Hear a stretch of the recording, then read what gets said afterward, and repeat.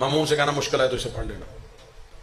सिपाही ने वैसे ही दुआ पकड़ी, आके मामून को दे दी, मामून ने जेब में रख ली, चला गया। सफर शुरू, ऐन समुद्र के वस्त में पहुंचा। तपेड़े, तूफान, हवाएं, मझधार, यूं हचकोले लेने शुरू हुई कश्ती। जल्दी जल्दी अपने जेब में हाथ डाला, वो दुआ निकाली तो उस दुआ में लिखा था, मेरे अल्लाह मेरी कश्ती को बचा, तुझे मारूफ करखी का वास्ता, मेरी कश्ती बचा, तुझे रजा का वास्ता नहीं, मारूफ करखी का वास्ता। मारूफ करखी का नाम पढ़ना था। मामून गुस्से में लाल पीला हो गया। अपने सिपाही से बुलवा के कहा, दुआ किसने लिखी? उसने कहा मौला रजा ने। मिला था इमाम से? नहीं। किसको मिला था? उसने कहा जब मैं गया तो दरवाजे पे मारूफ खड़ा था, तो मैंने मारूफ से कहा था दुआ लिखवा के लाओ। उसका धोखा कर दिया उसने, बजाय इमाम से लिखवाने के खुद ही लिख ली। वो मुझे मारना चाहता है, ये कह के उसने गुस्से से उस कागज के टुकड़े को यूं लेके यूं गुस्से में दरिया में, समुद्र में फेंका। जैसे ही समुद्र के साथ टुकड़े का लगना था, लहरें अपनी जगह पे वापस आ। डूबती हुई कश्ती दोबारा आके सतह समुद्र पे तैरने लगे। सांसें वापस आ गई, जिस्म में जान वापस पलट आई। सारा सफर मामून और रशीद ने परेशान होकर किया। वापस आया, सीधा दरबार में गया, अपने तख्त पे बैठ के कहने लगा मारूफ करखी को गिरफ्तार करके लाओ। मारूफ करखी को मामून रशीद के सामने पेश किया गया। मामून रशीद ने कहा कि मारूफ, जब मेरा नौकर आया था इमाम रजा से मिलने, तूने इमाम से नहीं मिलने दिया। उसने कहा नहीं मिलने दिया। क्यों? उसने कहा तेरे नौकर ने कहा था कि मामून ने को दुआ लिखवानी है। मामून रशीद ने कहा फिर वो दुआ किसने लिखी थी? इमाम रजा ने। मारूफ करखी ने कहा नहीं। किसने लिखी थी? मैंने।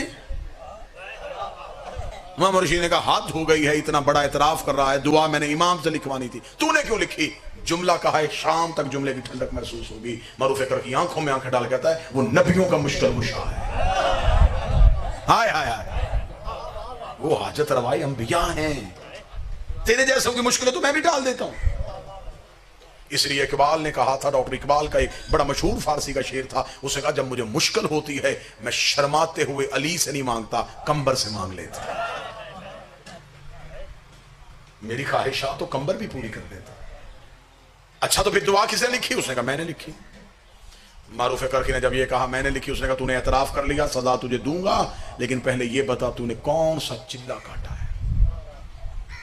तुझे इमाम रजा ने कौन सा वजीफा बताया है जो वजीफा पढ़ने की वजह से तेरे नाम से भी अल्लाह से दुआ मांगे तो अल्लाह कबूल कर लेता है? वजीफा बता, तस्बीह बता, क्या पढ़ता है, क्या कहा है तुझे इमाम ने? जान ही तेरी छोड़ूंगा। वजीफा बता, जिंदा छोड़ दूंगा। वजीफा ना बताया, सर काट दूंगा। सदके हो जाऊं आठवें बादशाह तेरे नौकरों के। मारूफ करखी मुस्कुराया, मुस्कुरा के कहा ना कोई वजीफा किया है, ना कोई चिल्ला काटा है। 14 साल हो गए मुझे बतूल के बेटे का पानी भरते हुए। दिन में कई बार मुझे बुलाता है मारूफ पानी ला, मारूफ मुसल्ला ला, मारूफ मेरा घोड़ा ला। इतनी बार उसकी जुबान से मेरा नाम निकलता है, मारूफ मारूफ मारूफ। इतनी बार बार से कुरान मेरा नाम लेता है, उनकी जुबान से मेरा नाम निकले और मेरा नाम किसी की मुकद्दर और किस्मत और तकदीर को भी नहीं बदल सकता। जब वो मुझे मारूफ कहता है तो मेरा नाम इसमें आजम हो जाता है।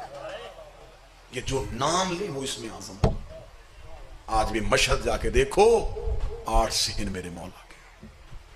कैसी बादशाही, सोने के दरवाजे, चांदी की जरी, नौकरों का बादशाहों जैसा इस्तकबाल। आते इमाम रजा के नौकर हैं, लेकिन जब हरम में दाखिल होते हैं बादशाह हो जाते हैं। इमाम रजा के नौकरों की पापोश संभालने के बंदोबस्त, नौकरों के खाने। आज भी ईरान की हुकूमत जिसकी मखरूस है।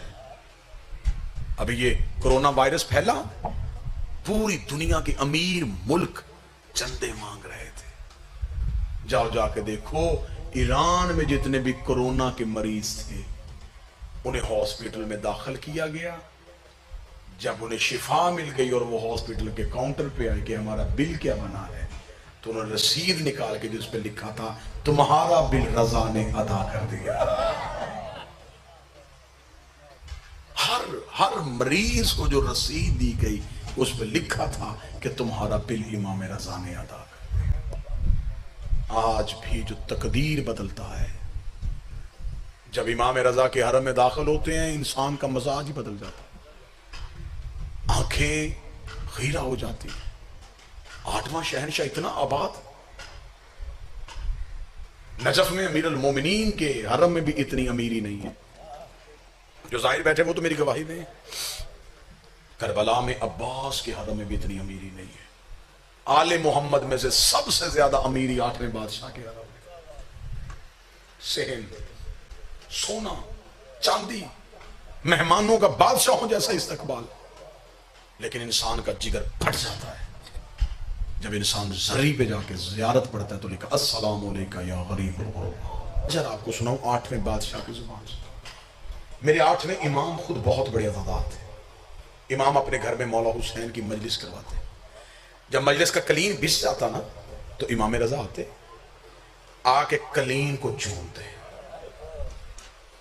एक शख्स ने कहा मौला तो कुरान है, मौला इस कलीन को क्यों चूमते हैं? इमाम ने फरमाया ये वो जगह है जहां अंबिया अपनी दस्तारें मस करते हैं, जहां फरिश्ते अपने परों को मस करते हैं। इतना इमाम अज़ादारी का एहतमाम करते कि इमाम हुसैन की मजलिस के लिए इमाम खुद दरियां बिछाते, खुद चादरें बिछाते। जिस दिन इमाम के घर में मजलिस होनी होती, इमाम दरवाजे पे खड़े हो जाते, हर आने वाले का इस्तकबाल करते। इमाम हुसैन का जाकर छोटा हो, बड़ा हो, नामवर हो, ना नामवर हो, तुम पे एहतराम आ जाए। एहतराम सुनाने लगा हूं। इमाम रजा अपने जाकर का एहतराम कितना करते थे। इमाम रजा बैठे हुए थे या दहबल खुजाई आ गए, ये मरसिया खान था, शेर लिखता था। जो ही ये दरवाजे में पहुंचा तो इमाम रजा उठे और देबल की तरफ चल पड़े। देबल की तरफ चल के इमाम ने जाकर देबल के गले में बाहें डाल के कहा, ऐ मेरी दादी के मददगार तुझ पे मेरा सलाम, ऐ मेरी मां ज़हरा के मददगार तुझ पे मेरा सलाम। देबल खुजाई का बदन कांपा। इमाम ने उसका हाथ पकड़ा, उसे मजलिस में लेके आए। मजलिस में आते आते इमाम ने कहा, तूने मेरे जद हुसैन की शान में कोई मरसिया लिखा है? देबल ने कहा, जी मौला चंद दिन पहले मैंने नया मरसिया कहा है। इमाम ने कहा, सुना मुझे। देबल आके जल्दी जल्दी, जरा सुनना इमाम रजा एहतराम क्या करते थे मजलिस का। देबल आया और देबल आके यूं खड़ा हो गया, पढ़ने लगा। इमाम ने रुक रुक रुक, मिंबर पे बैठ। देबल खुजाई ने कहा, तो आप कहां बैठेंगे? फरमाया मैं जमीन पे बैठा। देबल कहता, मेरी जुर्रत नहीं है, मैं मिंबर पे बैठा हूं और मोहम्मद का बेटा जमीन पे बैठा हो। इमाम रजा की चीखें निकली, फरमाया तू जाकर शबीर बन, मैं थोड़ी देर अज़ादार हुसैन बनना चाहता हूं। तुझे क्या पता कि हुसैन के अज़ादार का एहतराम क्या है? मेरी मां ज़हरा कितना सलाम करती है हुसैन के अज़ादार को।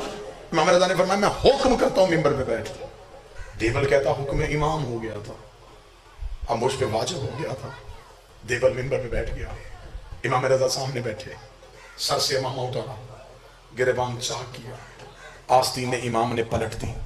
देबल ने एक मरसिया कहा, ये इतना अरब का मशहूर मरसिया है कि शहीद मोहसिन नकवी ने इसी मरसिये को उर्दू में तर्जमा किया था, ज़हरा तेरी कलियों का सहरा में बिखर जा। ये तखय्युल देबल खजाई का है, ज़हरा तेरी कलियों का सहरा में। सज्जाद ये कहते थे मासूम सकीना से, अब्बास के लाशे से चुपचाप गुजर जा। देबल खजाई मिंबर में बैठा। देबल खजाई ने मरसिया शुरू का, ज्यादा से ज्यादा 2 मिनट में जितना रो सको। देबल खजाई मिंबर पे बैठा। मिंबर पे बैठ के देबल ने मरसिया की पहली सतर पढ़ी। देबल खजाई रो के कहता, मेरा सलाम सैयदा ज़हरा तेरी औलाद, सैयदा तेरे चमन की कलियां सहराओं में बिखर गई। बीवी मेरा सलाम तेरे बेटे हसन को जिसके जनाजे पे तीर लगे। बीवी मेरा सलाम तेरे बेटे हुसैन को जिसका लाशा 3 दिन बगैर कफन के पड़ा। बीवी मेरा सलाम तेरे बेटे सज्जाद को जिसे शाम की गलियों में मारा गया। बीवी मेरा सलाम तेरे बेटे बाकर को जिसे कमसनी में कैद मिल गई। बीवी मेरा सलाम तेरे बेटे जाफर सादक को जिसे गुर्बत में जहर दी गई। बीवी मेरा सलाम तेरे बेटे मूसी काजम को जिसे 14 साल रकूह की हालत में रहना पड़ा। ये कहने के बाद देबल खजाई ने मिंबर छोड़ा। इमाम रजा की आवाज आई, दोबारा मिंबर पे जा, एक शेर और पढ़। देबल का मौला मेरा मरसिया खत्म हो गया। इमाम ने कहा अगला शेर मैं लिख के देता हूँ। इमाम ने शेर लिखा, देबल के हाथ में शेर दिया। देबल मिंबर पे गया, उसमें शेर पे लिखा था, सैयदा मेरा सलाम तेरे उस बेटे को जो तू उसमें गुर्बत की हालत में दफन हो जाएगा। देवल शेर पढ़ने के बाद मिंबर से उतरा, हाथ बांध के कहता मौला मुझे तो नहीं पता ज़हरा का कोई बेटा तू उसमें भी दफन है। इमाम ने कहा मुझे गले से लगा, ये तेरा वो गरीब इमाम है जो तू उसमें गुर्बत की हालत में दफन हो जाएगा। देवल ने दोबारा शेर पढ़ा, या मस्तूरात वाली कनात फट गई, एक कनीज रोती हुई बाहर आई, रो कर देवल मिंबर छोड़ दे, जब से तूने शेर पढ़ा है कभी रजा की कोई बहन बेहोश हो जाती है, कभी कोई बहन बेहोश हो जाती है। फातिमा रो रो के कह रही है देवल से कह मेरे भाई की शहादत का शेर न पढ़। मैं कहता हूं मेरा मौला रजा, तेरी बहनों ने सिर्फ तेरी शहादत का शेर सुना और उनसे बर्दाश्त नहीं हुआ। सलाम ज़ैनब कुबरा, तेरी इज्जत को जो 70 कदम के फासले पे सर पे कुरान रख के कहती रही ना मार मेरा 3 दिन का प्यासा।